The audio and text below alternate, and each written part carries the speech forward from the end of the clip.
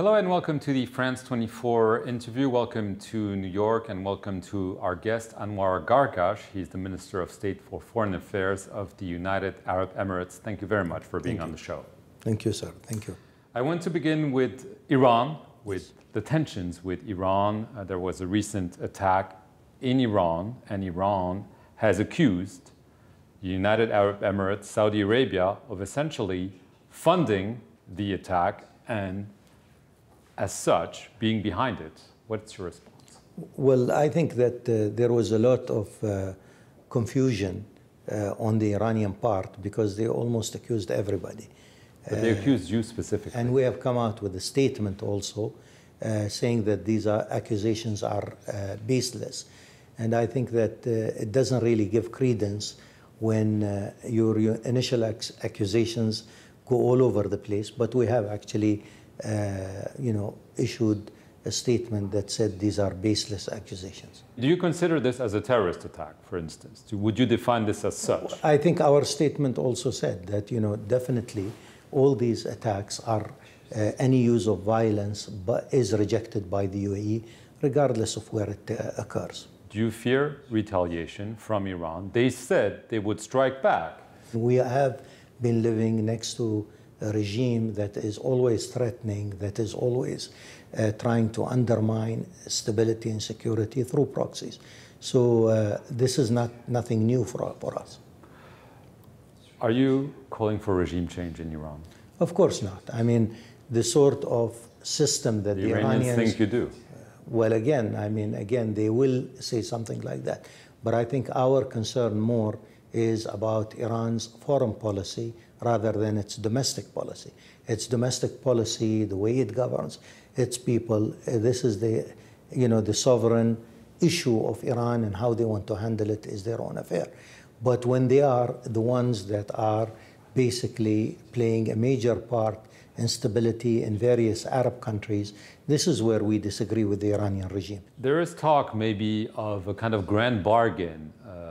It seems complicated right now between Iran, the US, maybe Gulf Arab countries, where there would be discussion over nuclear weapons, but also ballistic missiles, and what you've just described, the perception of an Iranian threat to the region. Do you think this is really feasible in the current climate you just described? Well, again, we are following up. I mean, we saw the French foreign minister allude to something like that. We saw also statements from some American officials alluding to that. I think it's a very logical progression of where we should go.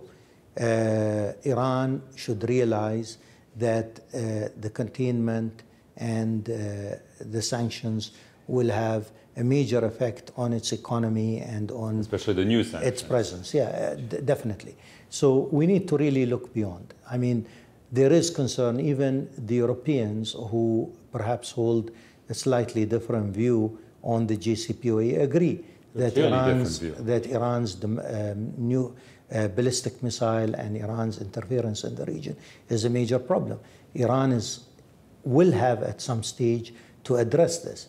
And what we are putting across the table is that if there is such a program of negotiations to address Iran's nefarious activity, then we have to have also an Arab presence on this table. We were denied that presence in the 5+1 process of the GCP, and it was a big mistake. And I think whatever transpires will have to involve that, because we are the ones who actually suffer from Iran's nefarious activity in the region. But the key would be, I guess, a meeting between President Trump and his Iranian counterpart. Do you think, are you hoping that would happen, that could trigger something like is happening with North Korea, for instance? Well, I don't know how it will happen. I mean, a process here, right now, the Iranians are in a stonewalling place where they are, through rhetoric, they think they can get out of their current situation. And I say that how this will happen, will it be a more, let's say, discussion from the bottom up or from secret. The top down? I don't know. But you're in favor of that. We are in favor of Iran realizing that this is a global concern and creating a mechanism to address this, and in favor also of that mechanism for us as countries of the Arab Gulf to be part of this process, because this involves our stability and involves also the stability of the region in the long term. Yemen, obviously, things are going from bad to worse. The humanitarian situation is a catastrophe. There have been accusations from the UN of war crimes against the coalition led by Saudi Arabia. United Arab Emirates, on the political front, the talks are going nowhere right now. There was an attempt, it failed. Are you concerned that there is no political solution in sight? Of course we are concerned. I think after months and months of preparation by the UN, we have to look at who undermined these efforts, and it is the Houthis. They were supposed to engage in this careful process. The Yemeni government was there. The Yemeni government waited for them. The UN envoy was ready to start the process, and the Houthis did not show up. So clearly, there was a debacle in Geneva. Clearly, we have to build again a new framework for a political process. Having a political process in place is very important. We have to be very, very clear as an international community that this political process was thwarted by the Houthis. They are the ones... They accuse you of, essentially preventing them from... Well, at the end of the day, they didn't show up. It was very clear. But they need to show up. You agree that they need to be part of the solution? Of course they are. Are you hopeful the UN can come up with a new formula? They were in Kuwait. They were part of the process in Kuwait. They failed the process in Kuwait. They are the ones who did not show up for Geneva after careful... Why? Who told them not to go? Again, I think internal fighting in between them. Or Iran? Perhaps. But I think most probably internal fighting between a group that believes they should engage and a group that thinks that engaging will actually ultimately end their coup d'etat on the state in Yemen. But are you concerned that if those talks are not relaunched, restarted, revamped very soon, there will again be an all-out war and no political solution at all? I mean, this is crucial. We had a discussion with Martin Griffith 2 days ago, and these discussions again are basically on reviving the political process. I think we all have an interest in reviving the political process as led by the UN. But I think on the other hand, we also have a view that the Houthis are not serious. And we have a view that the loss of Hodeidah to the Houthis will actually make them realize that they have to engage, because this is the end of the road for their coup d'etat. So you're saying you want to strike them more militarily to force them to the table, because this is more war again. Our operation on Hodeidah, we have made it very clear, is military pressure to support the political process.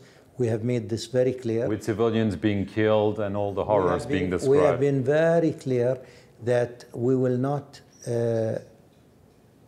we will keep the port open, and although these operations have been going on for 3 months, the port is open. It is not our troops that are putting militiamen in civilian neighborhoods, heavy guns in civilian neighborhoods, they've bombed buses with children, etc. Again, we have admitted also that we have made some mistakes, but I think the UN is quite clear that our deconfliction system is working. I come and say again, within the context of a war, whether it's in Afghanistan, whether it is in Iraq, whether it's in Syria or in Yemen, there are mistakes that are made, but the coalition is owning up to it and creating the necessary also methods of dealing with it. But having said that, we have been very careful not to fight in neighborhoods in Hodeidah. We have been very careful in maintaining the Hodeidah port operation. And I think from after the debacle also in Geneva, we are clearer that the pressure on Hodeidah will actually bring the Houthis to the realization of a political process. Just very last issue, we don't have much time.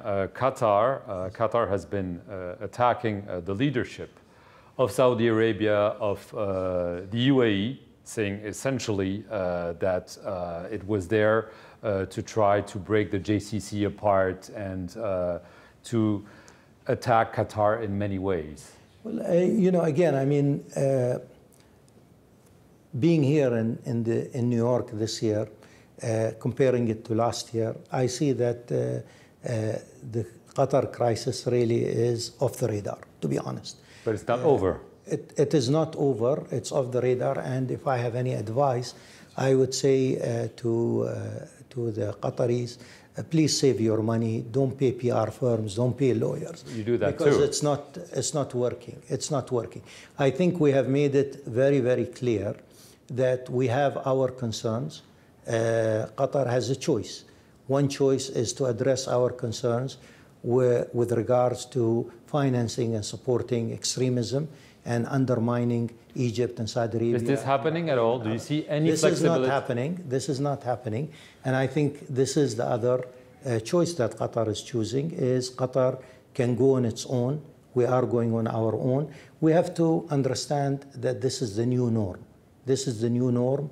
The Qatar crisis is lost interest among most countries. You will see an article here and there, but unless Qatar really decides, does it want to go on its own, separate from its region, it has the choice to do it. If it wants to be part of its region, then it has to address our concerns about its support for extremism and terrorism and about undermining also our regimes. Anwar Gargash, thank you very much. That's all we have time for. Thank you very much for watching this edition of The Interview here from New York on France 24.